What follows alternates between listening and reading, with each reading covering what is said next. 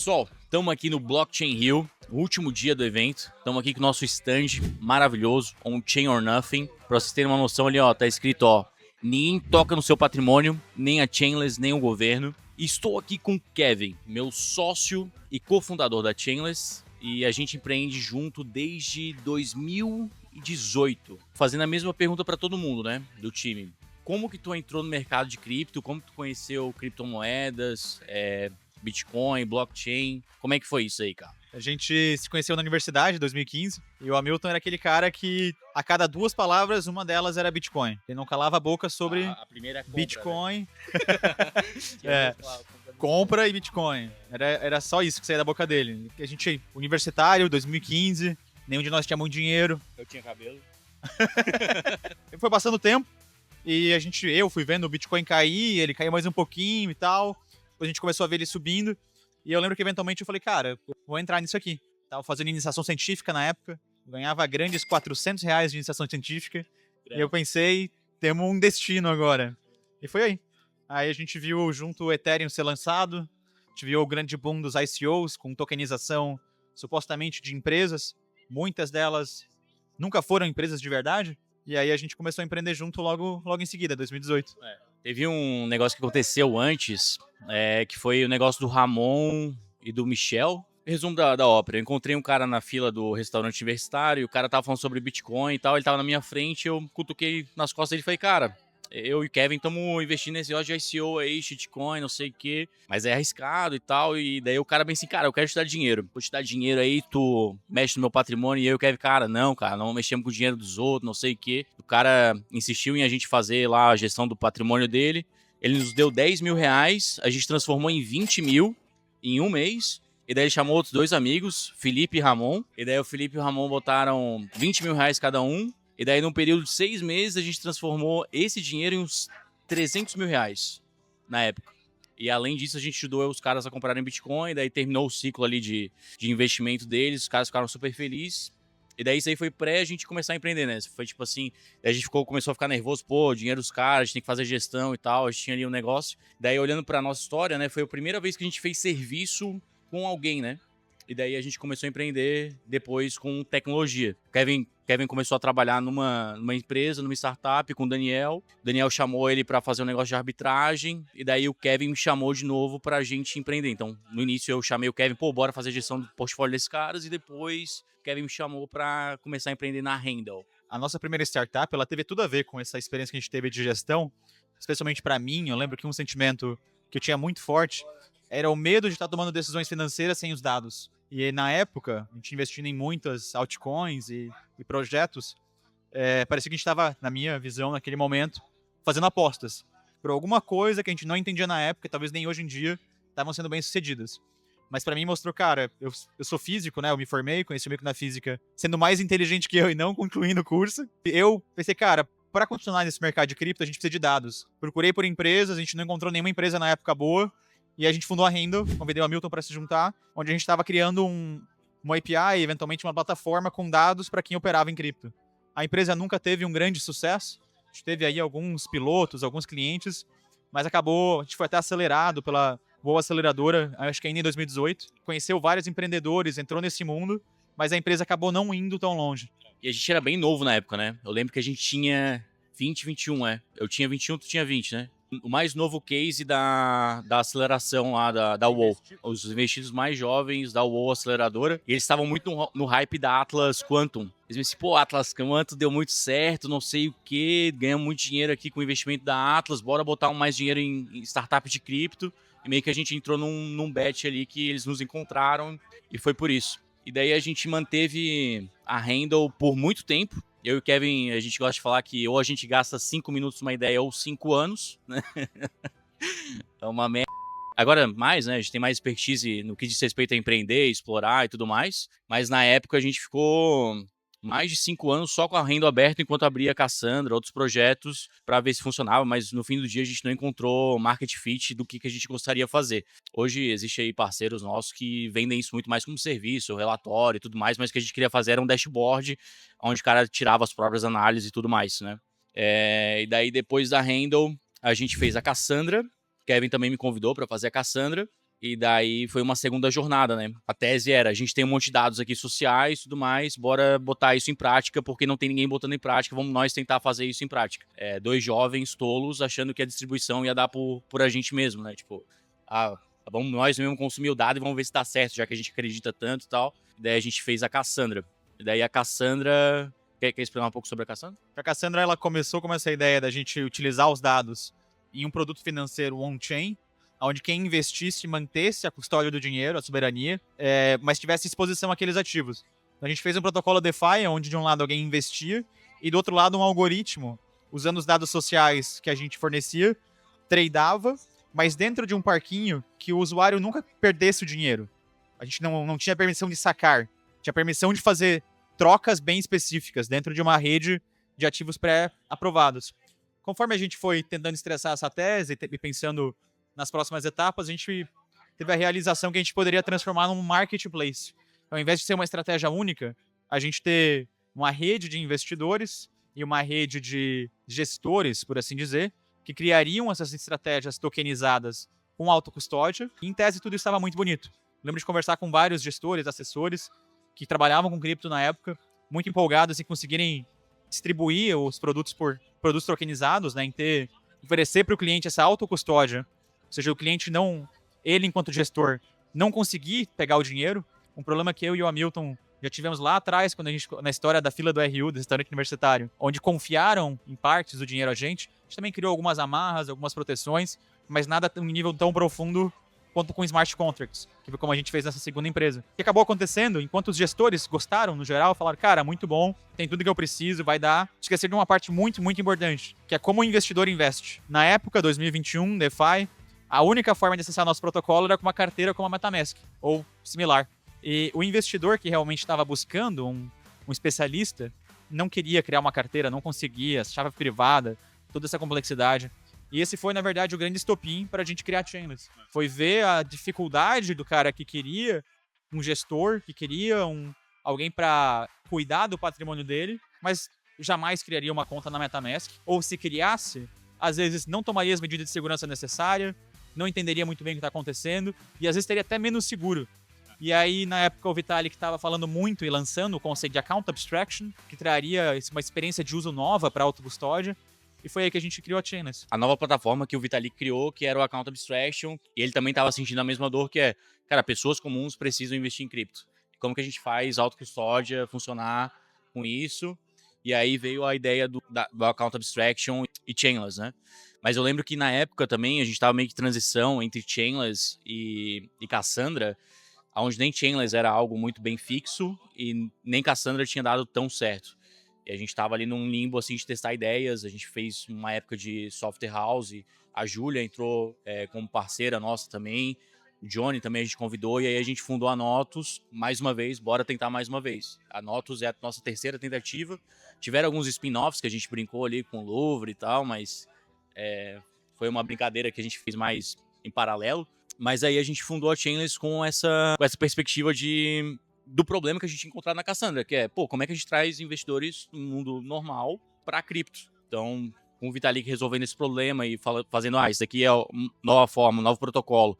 Daí existia Bridge, Swap, e a gente foi conectando as peças, os Legos, para fazer isso acontecer. E acho assim, na minha perspectiva, o que mudou muito na nossa fase de empreender Cassandra Chainless, né, ou Handle Cassandra Chainless, foi o que a gente encontrou algo que o pessoal fala muito, né? O primeiro empreendedor cuida do produto, segunda vez empreendendo, cuida de distribuição, assim, né? Então, a distribuição da Chainless, a gente começou muito cedo. Então, a ideia do código, a ideia de tentar falar com o influenciador, buscar influenciador para tentar fechar o negócio. Isso daqui que a gente está fazendo agora, botar o nosso rosto e tudo mais, a gente percebeu no decorrer que talvez a distribuição seja muito mais importante do que o produto em si. Mas, claro, as duas coisas meio que elas se encaixam uma na outra e que a gente gosta de falar de market fit, né? É o encaixe com o mercado nesse sentido, né? A gente falar isso, a gente sempre foi muito bom de tecnologia, né? A gente se conheceu na física, o pessoal que trabalha com a gente é fantástico, são desenvolvedores excelentes, e existia um pouco de confiança do nosso lado, de que se a gente fizer um bom produto, as pessoas vão saber, vão amar e vão usar. Enquanto parte de mim ainda acha isso, que um produto para ser usado tem que ser um produto fantástico, por isso que a gente se esforça tanto para seguir construindo a Chainless, acho que a gente entendeu que não é tão simples quanto faça algo bom que as pessoas vão saber. E aí por isso que a gente conta com a comunidade, aí o pessoal acessa a Chainless desde sempre, recomenda a Chainless, os early adopters, vocês que estão assistindo, os heavy users, as pessoas que gostam, foi a ficha que caiu que a gente não constrói sozinho. A gente precisa do pessoal que está aí do outro lado, que está assistindo, ajudando a gente a crescer. Eu acho que essa foi a grande realização. Você não constrói uma empresa de sucesso sozinho. Você precisa de pessoas que te ajudem.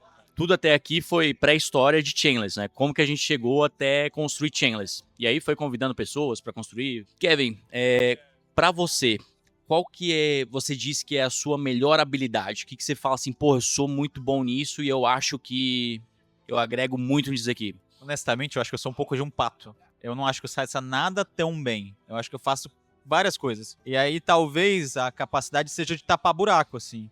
Ver algo que eu falo, putz, tá faltando. E eu falo, eu vou fazer isso aqui. Eu não sou uma pessoa muito ser especialista e pra mim ter feito física foi um caso bem claro, assim. Pra mim, ensino médio, muita facilidade com exatas, eu vou fazer física.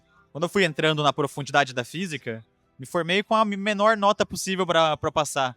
Eu não fui um aluno de honra. Não reprovei muitas vezes, concluí até dentro, um pouco mais atrasado, mas magicamente dentro do tempo. Me formei em 5 anos, mas longe de ser um aluno de honras.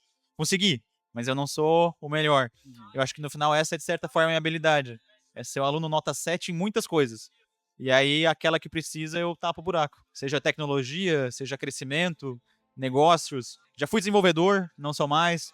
A gente faz muito mais negócio do que isso. Não acho que eu seja a melhor pessoa fazendo negócio, não acho que eu seja a melhor pessoa comunicando, mas eu acho que tem várias notas 7 aí. Essa seria a minha habilidade. Hoje o Kevin tá no chapeuzinho CEO, né? Quando a gente começou a empreender, eu acabei sendo na Handle CEO. Naquela época, acho que não era tão certo eu ser CEO. Foi ele que me convidou para fazer a Handle. Acho que na época ele deveria ter sido CEO. Mas hoje o Kevin ele é CEO e como CEO ele tem a última palavra de falar é isso, é isso, é isso. E muitas vezes tendo um cargo muito mais de inspiração de todas as pessoas que a gente conversou aqui no evento, né? Tipo, a gente conversei com todos os devs e tudo mais. E muitos deles eles têm uma visão clara de tipo onde que a gente vai estar daqui a 5 anos. Kevin, se eu fosse para falar assim, qual que é a habilidade do Kevin de pá, eu diria que é essa habilidade de magnetizar as pessoas e de forma natural ser um líder em comum dos devs. Se perguntar quem é o líder da Chainless, cara, os devs vão falar, é o Kevin, não é o Hamilton, não é, apesar de eu botar muito mais a cara, tomar muito mais risco, ser muito mais proativo em negócio, muitas vezes, Kevin toma esse espaço de liderança. Daí, Kevin, eu queria saber de você sobre essa parte de o que você faz, o que você fala para manter as pessoas inspiradas. Assim, ó, o pessoal aqui, ó, tá trabalhando direto, o pessoal não é social e tá metendo ficha apresentando a Chainless, dando camiseta, pá. E, cara, a maior parte deles, eles não são desse mundo. Eles estão aqui fazendo isso porque acreditam em algo maior. Queria saber de você como que é construir esse algo maior. É engraçado, mas eu acho que talvez a pergunta mais fundamental que todo ser humano se faz qual é a razão disso tudo aqui, da vida? Por que eu tô vivo e qual é o que me move, o que me motiva? Eu acho que por mais que hoje eu empreenda e de certa forma essa é a minha vida, a maior parte da minha vida sem sombra de dúvidas, nasce dessa pergunta. A gente se perguntar o que é estar vivo, qual é o meu objetivo aqui. E o que me motiva é tentar transformar o mundo antes do Kevin, depois do Kevin, num lugar melhor. Então é a ideia de como eu consigo trazer mais qualidade de vida para as pessoas, trazer mais progresso para a humanidade, talvez para a gente descobrir mais sobre o universo. Fui físico, né? Sempre me fascinei bastante sobre a questão que existe lá fora. E eu acho que a parte econômica da sociedade é um motor muito grande para responder perguntas. Eu acho que existem várias perguntas sobre como o mundo o universo é tão vasto, e às vezes a gente fica na filosofia ou na religião, e gosto de ambas, mas eu acho que a gente consegue ir um pouco mais longe. Mas muitas vezes para isso a gente precisa de mais capacidade financeira, mais recursos, não necessariamente recurso físico também, mas muitas vezes informacional. E quando eu penso nas coisas na sociedade que não são tão boas, a primeira coisa que foi o Hamilton que me mostrou, na verdade, e hoje é talvez uma das minhas maiores convicções, é que o dinheiro não presta. É que o dinheiro é um ente de fricção e custo dentro da sociedade e que ele transforma todo esse avanço, o progresso, o desenvolvimento, a qualidade de vida, a riqueza da população em algo mais lento, em algo pior. Então, a minha missão de vida, enquanto Kevin, é a gente acabar com o dinheiro. Eu acho que Bitcoin é algo muito melhor a dinheiro. Não acho que necessariamente, talvez os maximalistas não gostem do que eu fale, mas acho que é uma evolução, é um passo além. De toda forma, eu acredito que tecnologia tende a substituir o dinheiro. E a Chainless, e aí replicando um pouco na minha visão, tento passar aí para o pessoal também, é uma jornada na tentativa de acabar com o que dinheiro representa no mundo. Não me entendo errado, sou extremamente capitalista. Não é sobre, não vai ter dinheiro. Não. É sobre o dinheiro fiat, como ele é hoje, sobre a inflação, sobre o dinheiro ser distribuído por um agente centralizado. Então eu acho que a missão da Chainless é mudar isso. É mudar como as pessoas, nesse momento, como o brasileiro investe, como o brasileiro acessa mercados de capital. Se a gente parar para pensar, no Brasil isso é ainda mais grave, mas fora também, a gente tem o tempo que o dinheiro fica parado nessa conta bancária, é um tempo onde o dinheiro está erodindo, ele está perdendo valor. O quão mais rápido esse dinheiro está investido em ativos sólidos, reais, seja Bitcoin, sejam ações, seja até renda, crédito, indiferente do perfil de risco de cada um, é melhor do que o dinheiro parado. E eu acho que esse é a nossa contribuição em como o mundo deveria ser. Então isso é o que me inspira, né? A pergunta foi, e como é que você se sente, ou o que te faz inspirar? Como é que você faz para compartilhar isso com os outros? Eu acho que é falando, contando histórias. Momento como esse, onde a gente conversa e a gente tenta... Eu acho que quando a ficha cai na cabeça de alguém, de perceber que dinheiro não presta, isso vira uma bandeira conjunta. Vira algo que motiva. Volta, né? Exato. É igual a porta que você abriu pra mim. E quando essa porta abre, ela tá aberta e você não volta atrás. Você fala, cara, não faz sentido. E a gente precisa de algo melhor. Eu acho que é o trabalho meu, então, comentando que talvez você acha que eu faço de melhor, é seguir abrindo essa porta. Abrir essa porta, até que não só o time, que seja onde eu mais trabalho, mas talvez todo mundo aí e pessoas ao redor, tendo, cara, dinheiro não presta. A gente precisa de soberania. E daí por isso que a gente tem autocustódia. Então se vem um maluco aqui com uma arma aqui, ó, Hamilton, Kevin, passa o dinheiro de tal cliente. Eu vou falar, cara, melhor tu atirar, né? Não tem muito o que tu fazer.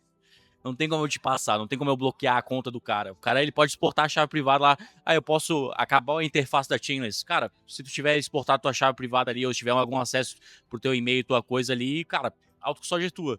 Então meio que a gente construiu essa coisa por meio dessa filosofia que foi apresentada pra gente.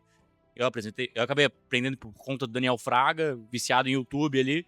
Peguei aquilo ali dele, repliquei. Pra vocês terem uma noção, falar pra todo mundo. Só esse cara aqui ouviu, então mérito dele também. E a gente acabou virando sócio por conta dessa ideia, dessa ideologia. E acaba que tanto o time, quanto o produto, quanto o que a gente tá criando reflete essa história que a gente se conta, e muitas vezes a gente vai conversar sobre coisas muito aleatórias e isso volta meia hora ou outra falando sobre isso.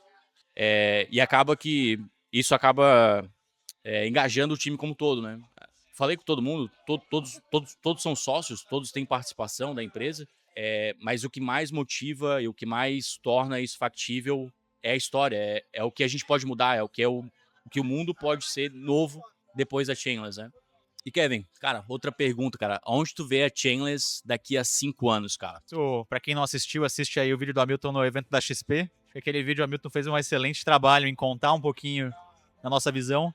Mas eu acho que é isso. Eu acho que investimento hoje, no mundo, mas no Brasil especialmente, tá estragado, por falta de outra palavra. A gente vê assessores vendendo produtos horríveis. O assessor vendendo é um problema. O produto ser horrível é maior ainda, na minha opinião. Você não ter uma boa cartela de produtos, você ter produtos que erodem com o tempo, não ter uma boa cartela, acesso, impostos, taxas. Então, acho que o nosso trabalho em 5 anos é virar não só a maior, mas a melhor plataforma de investimento do Brasil. Por um acaso, e não tanto acaso assim, traz soberania, traz autocustódia, onde nem a Chainless, nem o governo, nem ninguém, qualquer pessoa consegue ter acesso ao seu patrimônio. Então, o nosso trabalho em 5 anos é virar essa plataforma de forma mais abrangente, onde as pessoas constroem patrimônio. Valeu. Show.